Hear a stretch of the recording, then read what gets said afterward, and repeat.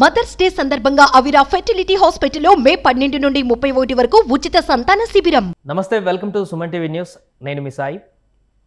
ఆంధ్రప్రదేశ్ ఎన్నికలకు సంబంధించి ఫలితాలు మరికొద్ది రోజుల్లో రానున్నటువంటి నేపథ్యంలో ప్రధానంగా అన్ని నియోజకవర్గాల కంటే కూడా పిఠాపురం నియోజకవర్గంలో ఎవరు గెలుస్తారు, అక్కడ ఏ అభ్యర్థి గెలుస్తారు, ఎంత మెజారిటీ వస్తుంది అనేటువంటి ఒక అంశమే చర్చనీయాంశంగా మారింది. ఎందుకంటే పవన్ కళ్యాణ్ అక్కడ పోటీ చేస్తున్నారు కాబట్టి భారీ మెజారిటీ వస్తుందని కొందరు, లేదు అటు వైసీపీకే చాలా వరకు ఓట్లు వస్తాయి, 1,00,000 ఓట్లు అనేటువంటి ఒక చర్చ కూడా కొనసాగుతుంది. అక్కడ ఎంత పోలైంది, ఎవరికి ఎన్ని ఓట్లు వచ్చేటువంటి అవకాశం ఉంది, ఎవరు గెలిచేటువంటి అవకాశం ఉంది, గెలిస్తే ఎవరికి మెజారిటీ వచ్చేటువంటి అవకాశం ఉంది, దీని గురించి మనం మాట్లాడదాం. మనతో పాటు Suman TV news chief editor Keshav గారు ఉన్నారు. సార్ నమస్తే. నమస్తే సాయి. సార్, పిఠాపురంలో మొత్తం పోలైన ఓట్లు చూసాం. ఎవరికి ఎన్ని ఓట్లు పడేటువంటి అవకాశం ఉంది, దీనిపైన చాలా బెట్టింగ్ కూడా జరుగుతున్నట్టు కనపడుతుంది. ఓన్లీ పిఠాపురం నియోజకవర్గం గురించే భారీ ఎత్తున బెట్టింగ్ కూడా జరుగుతున్నట్టుగా తెలుస్తుంది. పవన్ కళ్యాణ్కి ఇంత మెజారిటీ వస్తుందని, లేదా వంగగీతకి ఇన్ని ఓట్లు వస్తాయనేటువంటి దానికి సంబంధించి కానీ.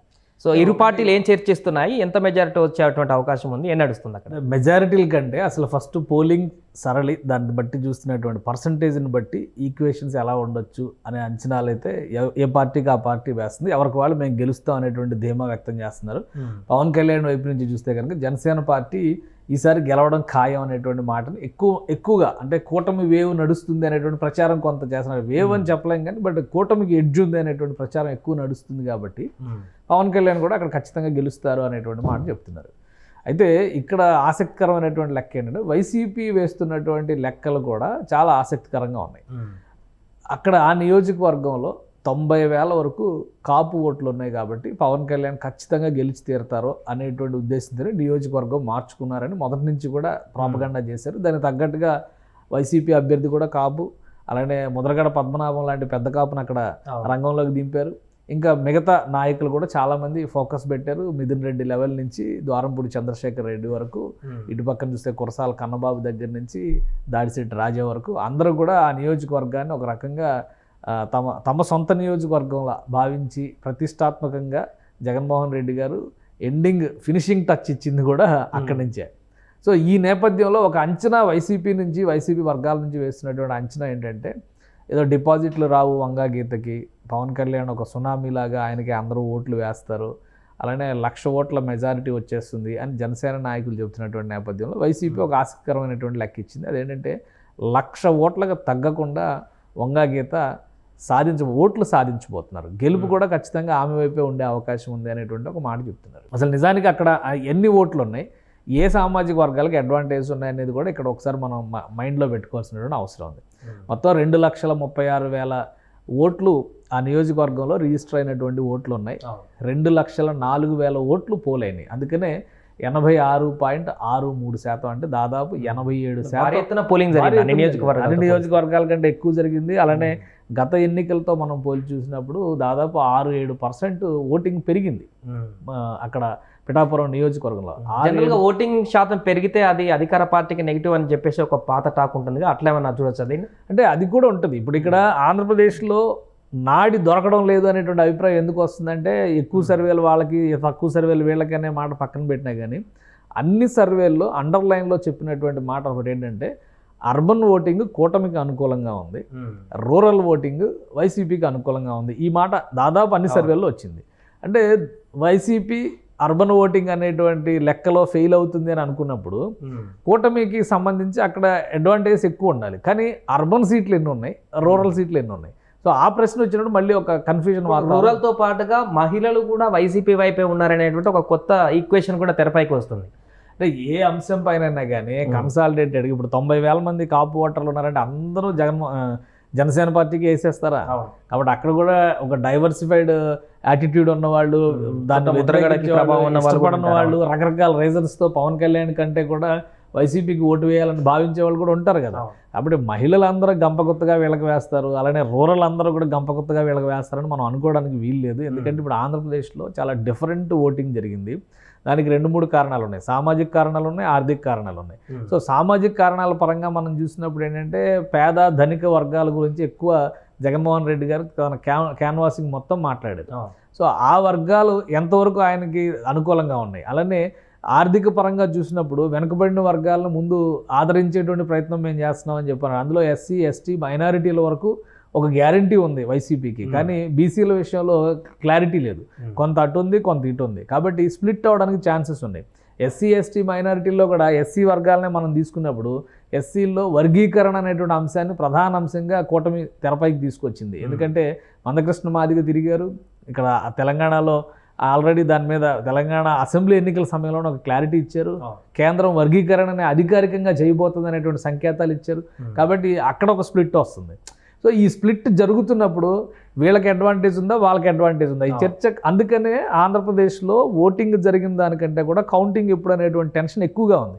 ఏం జరగబోతుంది అనేటువంటి టెన్షన్ ఉంది. పిఠాపురం లాంటి నియోజకవర్గంలో ఇంటెలిజెన్స్ రిపోర్ట్స్ ఈరోజు కౌంటింగ్ ముందర, కౌంటింగ్ తర్వాత కూడా విధ్వంసానికి అవకాశం ఉంది. కనీసం 15 రోజులు సెంట్రల్ సెక్యూరిటీ ఫోర్సెస్ని ఉంచాలనేటువంటి ఇండికేషన్స్ ఇంటెలిజెన్స్ రిపోర్ట్ ఇచ్చిందంటే ఆ సివియారిటీ అందులో ఉంది. కాబట్టి అటువంటి అంచనాలు జనంలో నడుస్తున్నాయి. కాబట్టి పైగా దీనిపైన విపరీతమైనటువంటి బెట్టింగ్లు నడుస్తున్నాయి. కాబట్టి రిజల్ట్ ఎలా వచ్చినా, అంటే వాళ్ళు గెలిచినా వీళ్ళు గెలిచినా ఏదో రకమైనటువంటి ఉద్రిక్తపూరిత చర్యలు చేసేటువంటి అవకాశం ఉందని హెచ్చరిస్తారు. వైసీపీ అభ్యర్థికి వంగగీతకి 1,00,000 వరకు కూడా ఓట్లు పోల్ అయితే పక్కగా వస్తాయనేటువంటి ఒక అంచనాన్ని వాళ్ళు చెప్తున్నారు. అంటే 50% వాళ్ళకే వస్తుందని చెప్తున్నారు. అంటే ఏ ఈక్వేషన్లో చూడొచ్చు అంటారంటే ఏ వర్గాన్ని ఎక్కువగా వైసీపీకి వేస్తే ఆ రకమైనటువంటి పర్సెంటేజ్ వచ్చే అవకాశం ఉంది? అంటే ఇందాక మీరు మాట్లాడిన అంశాల నుంచే ఒక లాజిక్ చెప్తాను నేను.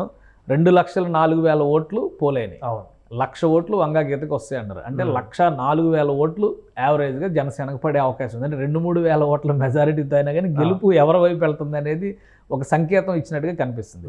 ఇంకోటి, మొత్తం పోలింగ్ అయినటువంటి ఓటింగ్ శాతంలో మహిళల ఓట్లు 101,470 దాకా వచ్చినాయి. అలానే పురుషుల ఓట్లు 104,000 ఓట్లు పైగా పురుషులకి నమోదైనటువంటి ఓట్లు ఉన్నాయి. ఇప్పుడు మహిళలందరూ ఒకవేళ వైసీపీకి వేశారనుకుంటే కూడా అక్కడ 1,00,000 మళ్ళీ అక్కడ కూడా పురుషుల ఓట్ల దగ్గర వేరియేషన్ వస్తుంది. సో ఈ లెక్కలన్నింటినీ పక్కన పెట్టి ముఖ్యంగా సామాజిక వర్గ పరంగా చేసినటువంటి విశ్లేషణ కనుక మనం చూస్తే అక్కడ మైనారిటీలు, ఎస్సీ ఎస్టీలు, వెనుకబడిన వర్గాలకు సంబంధించినటువంటి ఓటింగ్, ముఖ్యంగా మత్స్యకార సామాజిక వర్గాన్ని తమ వైపు తిప్పుకోవాలనేటువంటి ప్రయత్నం వైసీపీ ఎక్కువగా చేసింది. దానికి తగ్గట్టుగా కొంత ఓటింగ్ స్ప్లిట్ అయి ఉంటుంది అనేటువంటి ఆశాభావంలో వైసీపీ వర్గాలు ఉన్నాయి. అందుకనే 1,00,000 ఓట్ల వరకు అంచనా వేశారు. ఎందుకంటే 90,000 ఓట్ల నియోజకవర్గంలో కాపులే ఉన్నాయి కదా. మిగతా సామాజిక వర్గాలు అన్నీ కలిపితే మీకు మిగతా మొత్తం 2,36,000 ఓట్లలో మిగతా సామాజిక వర్గాలు అన్నీ కలిపితే దాదాపు 1,46,000 ఓట్లు అవి కనిపిస్తున్నాయి. అందులో పోలైనటువంటి 1,04,000 ఓట్లే. కాబట్టి మళ్ళీ అక్కడ ఒక 25,000 ఓట్లు మనం తీసేయాల్సినటువంటి పరిస్థితి, కానీ ఒక 30,000 ఓట్లు తీసేసేసినటువంటి పరిస్థితి ఉంది. అంటే పోలైనటువంటి ఓట్లలో అక్కడ వేరియేషన్ కనిపిస్తుంది. మళ్ళీ చాలా మినిమం మార్జిన్గా కనిపిస్తుంది. అందుకనే 1,00,000 ఓట్ల మెజారిటీ అనేది అసాధ్యం అనేటువంటి బెట్టింగ్ ఇప్పుడు పిఠాపురం నియోజకవర్గం పైన చాలా ఎక్కువగా నడుస్తుంది. అలానే జనసేనకు సంబంధించినటువంటి నాయకులు కొంతమంది కానీ, నేరుగా క్యాన్వాసింగ్లో ప్రచారంలో పాల్గొన్న నాయకులు కానీ 40,000 నుంచి 60,000 మెజారిటీ పవన్ కళ్యాణ్కి వచ్చే అవకాశం ఉంటుంది అనేటువంటి ఆ నంబర్ను కొంత తగ్గించుకుంటూ చెప్తున్నారు అనేది వైసీపీ నాయకులు చేస్తున్నారు. గెలుపోవటంల కంటే కూడా పిఠాపురంలో పవన్ కళ్యాణ్ మెజారిటీ పైనే బెట్టింగ్లు జరుగుతున్నట్టుగా కనిపిస్తుంది. చాలా మంది చర్చ కూడా అదే కొనసాగుతుంది. వైసీపీలో కూడా అదే రకమైన చర్చ కొనసాగుతున్నట్టుగా తెలుస్తుంది. అంటే అక్కడ ముందుగానే డిసైడ్ అయిపోయినట్టేనా పవన్ కళ్యాణ్ పాగా వేస్తారని? అంటే ఒకటి, ఇప్పుడు వంగగీత గారు కూడా కొంత పవన్ కళ్యాణ్, చిరంజీవి గారు నా సోదరు లాంటి వాళ్ళని ఒక అనేటువంటి చర్చ. అంటే ఒకటి ఏంటంటే సామాజిక వర్గ పరంగా జరిగినటువంటి ఆ పోరాటంలో వంగగీత కొంత డెలికేట్ సిచ్యుయేషన్ ఫేస్ చేశారు. ఇప్పుడు తెలంగాణ ఉద్యమం జరిగేటువంటి సమయంలో తెలంగాణ రావాలన్న ఆకాంక్ష ఉన్నప్పటికీ కూడా పార్టీ విధానాన్ని బట్టి కాంగ్రెస్ నాయకులు కానీ తెలుగుదేశం నాయకులు కానీ వాళ్ళు పోరాటం చేసినప్పుడు ఏ విధంగా అయితే సెన్సిటివ్గా ఫీల్ అయ్యారో ఇప్పుడు ఎందుకంటే వాళ్ళకి తెలుసు ఇంటర్నల్గా తెలంగాణ రావాలనే కోరిక ఉన్నప్పటికీ కూడా పార్టీ పాలసీ పరంగా వాళ్ళు ఇప్పుడు టీఆర్ఎస్కి అప్పుడు ఏముంది, ఒకటే ఎజెండా తెలంగాణ రావాలి. కాబట్టి వాళ్ళు ఓపెన్గా మాట్లాడగలరు, వీళ్ళు మాట్లాడలేరు. కాబట్టి అలాంటి పరిమితుల్లోనే అక్కడ వంగగీత పనిచేశారు. సామాజిక వర్గానికి సంబంధించినటువంటి మెజారిటీ ఓటింగ్ అక్కడ ఉందన్న విషయం తెలిసినప్పటికీ కూడా వాళ్ళకి వ్యతిరేకంగా పోరాటం చేయాల్సినటువంటి పరిస్థితి వచ్చింది. వైసీపీ వాళ్ళకి వ్యతిరేకంగా కాదన్న విషయం మనం పక్కన పెడితే పవన్ కళ్యాణ్ని తమవాడుని ఆదరించేటువంటి ప్రయత్నం సామాజిక వర్గంలో ఎక్కువ జరిగింది. పవన్ కళ్యాణ్ అనుకున్న దానికంటే వాళ్ళు ఎక్కువ అడాప్ట్ చేసుకున్నారు. అందుకనే గత ఎలక్షన్స్ కంటే ఈసారి జనసేన పార్టీకి సంబంధించినంత వరకు కాపు సామాజిక వర్గానికి సంబంధించినటువంటి అనేక వర్గాలు, అనేక సమాజాలు, అనేక సంఘాలు వీళ్ళందరూ స్వచ్ఛందంగా వెళ్ళి అక్కడ ప్రచారం చేశారు. పవన్ కళ్యాణ్ ఈసారి గెలిపించి తీరాలి, ఎందుకంటే 10 ఏళ్ల పోరాటం తర్వాత కూడా రాజకీయాల్లో అతను నిలబడి ఉన్నాడు. కాబట్టి గెలిపిస్తే కనుక ఈసారి నెక్స్ట్ టర్న్ అతని పొలిటికల్ కెరీర్లో ఒక టర్న్ వస్తుంది. ఆయన నిజంగా నిస్వార్థ సేవాపరుడిగా మనం చూడాలా, లేదంటే ఇవన్నీ కూడా రాజకీయ నాయకులు చెప్పేటువంటి కళ్ళబొల్లి కబుర్లుగా చూడాలనే ఒక అవకాశం. పవన్ కళ్యాణ్ ఇప్పుడు మాత్రమే నమ్ముతారు. ఒకవేళ నిజంగానే ఇప్పుడు భారీ ఓటింగ్తో పవన్ కళ్యాణ్ గెలిచారనుకోండి, 5 ఏళ్ల తర్వాత దాన్ని ఎలా నిలబెట్టుకుంటారనేది పవన్ కళ్యాణ్ చేతుల్లోనే ఉంటుంది. దానికి బెస్ట్ ఎగ్జాంపుల్ మళ్ళీ పిఠాపురం నియోజకవర్గం మనం చెప్పాలి. ఎందుకంటే పిఠాపురం నియోజకవర్గంలో 2009లో వర్మ, ఎస్విఎస్ఎన్ వర్మ స్వల్ప మెజారిటీ 1300 ఓట్లు 1000 ఓట్ల తేడాతో ఓడిపోయినటువంటి పరిస్థితి వంగాగీత చేతిలో 2009 ఎలక్షన్స్లో. 2004లో నియోజకవర్గంలో, 2014లో ఆయన నియోజకవర్గంలోనే ఉండి కష్టపడినటువంటి విధానాన్ని చూసి నియోజకవర్గ ప్రజలందరూ కూడా ఆయన ఓన్ చేసుకున్నారు. కానీ పార్టీ ఆయన నిరాదరించింది. పార్టీ అఫీషియల్గా ఆయన టికెట్ ఇవ్వకుండా వేరే వ్యక్తికి ఇచ్చింది. దాంతో ఏమైంది, ఇండిపెండెంట్గా పోటీ చేస్తే కూడా 90,000 పైచిలకు ఓట్లు, 47,000 ఓట్ల మెజారిటీ, దగ్గర 45,000 ఓట్ల మెజారిటీ వచ్చింది. అంత ఆదరణ పొందినటువంటి వ్యక్తి ఆ ఒక్కసారిగా ఆదరించారు. 2019లో ఏం జరిగింది, అదే వర్మ మళ్ళీ 16,000 17,000 ఓట్లతో ఓడిపోయినటువంటి తేడాతో ఓడిపోయాడు. సో ఎందుకు అంటే ఈసారి ఏదో చేస్తారు పవన్ కళ్యాణ్ కనుక ఇస్తే రాజకీయంగా సమూలంగా ఆంధ్రప్రదేశ్ రాజకీయ ముఖ చిత్రాన్ని మార్చేటువంటి ఒక శక్తి ఉంది పవన్ కళ్యాణ్ దగ్గర అని జనం నమ్ముతున్నారు. At the same time Pithapuram నియోజకవర్గానికి సంబంధించి ఇప్పటివరకు చాలామందిని మనం మోసం, ఎవరో కూడా ఒక మార్పు తీసుకురాలేదు. పవన్ కళ్యాణ్ కనుక గెలిస్తే నరేంద్ర మోడీకి వారణాసి ఎలాగో, చంద్రబాబు నాయుడికి కుప్పం ఎలాగో, జగన్మోహన్ రెడ్డికి పులివెందులు ఎలాగో పిఠాపురం కూడా అలా డెవలప్ అవుద్ది, అలా ఫోకస్ అయ్యిద్ది అనేటువంటి ఆశ అక్కడ ఓటర్లో ఉంది. సో ఒకవేళ అలా ర్యాలీ అయిందనుకోండి ఓటింగ్, పవన్ కళ్యాణ్ అంచనాలకు తగ్గట్టుగా లేకపోతే నెక్స్ట్ టైం పవన్ కళ్యాణ్ కూడా రిజెక్ట్ చేయొచ్చు. కానీ ఇప్పుడున్నటువంటి లెక్కల ప్రకారం చూస్తే కనుక కొంత పాజిటివిటీ పవన్ కళ్యాణ్కి ఉన్నప్పటికీ కూడా గెలుపు ఆషామాషి కాదు అనేటువంటి సంకేతాలు మైనారిటీకి సంబంధించి కానీ, ఎస్సీ ఎస్టీ ఓటింగ్కి సంబంధించి కానీ, బీసీ సామాజిక వర్గాలకు సంబంధించినటువంటి ఓటు బ్యాంక్ సంబంధించి కానీ, ముఖ్యంగా కొన్ని సంఘాలు అంటే వైశ్య క్షత్రియ సంఘాలకు సంబంధించినటువంటి కొంతమందిని వైఎస్ఆర్సీపీ తమ వైపు తిప్పుకునేటువంటి ప్రయత్నాలు చేసింది. సో ఈ క్రమంలో కనీసం 1,00,000 ఓట్లకు తగ్గకుండా కనుక వంగాగీత నిలబడితే, డిపాజిట్లు రావని ఇప్పుడు అంటున్నారు కదా జనసేన నాయకులందరూ, వంగాగీతకి డిపాజిట్లు కూడా రావంటారు. అందుకనే ఆమె డిఫెన్స్లో పడిపోయింది. చివరి రోజు ఏడ్చింది, ఆవేదన వ్యక్తం చేసింది. నేను ఇక్కడే పాదగయలోనే నా సమాధి అనేటువంటి శపథం చేసింది. డిప్యూటీ సీఎం ఇస్తానని జగన్మోహన్ రెడ్డి గారు అన్నారు. ఇవన్నీ మాట్లాడుతున్నారు కదా. బట్ వీటన్నిటి ప్రభావం చూసుకుంటే కూడా వంగాగీతకి 1,00,000 ఓట్లు ర్యాలీ అవుతాయా లేదా అనేది 4వ తారీఖున తెలుస్తుంది.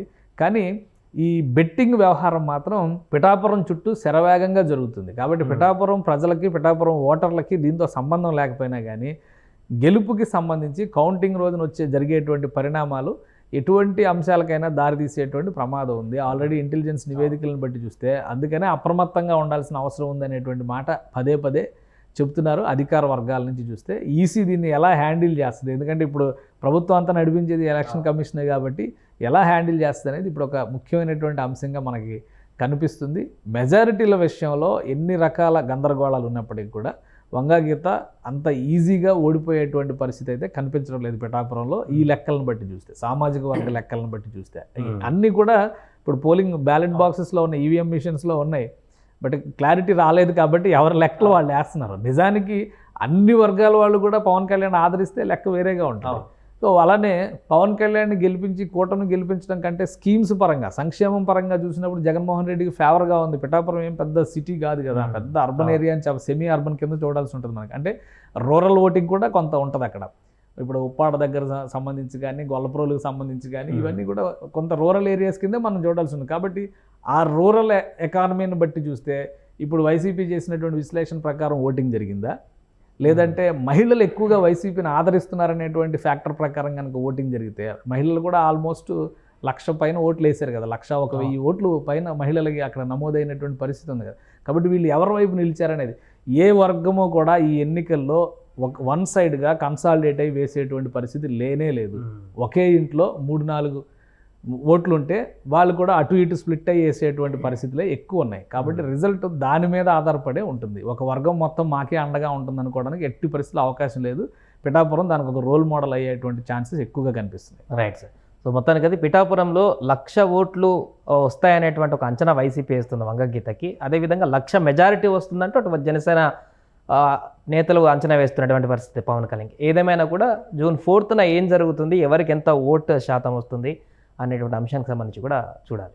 సుమన్ టీవీలో మీ పర్సనల్ అండ్ బిజినెస్ ప్రమోషన్స్ కోసం కింది నెంబర్కి కాంటాక్ట్ చేయండి.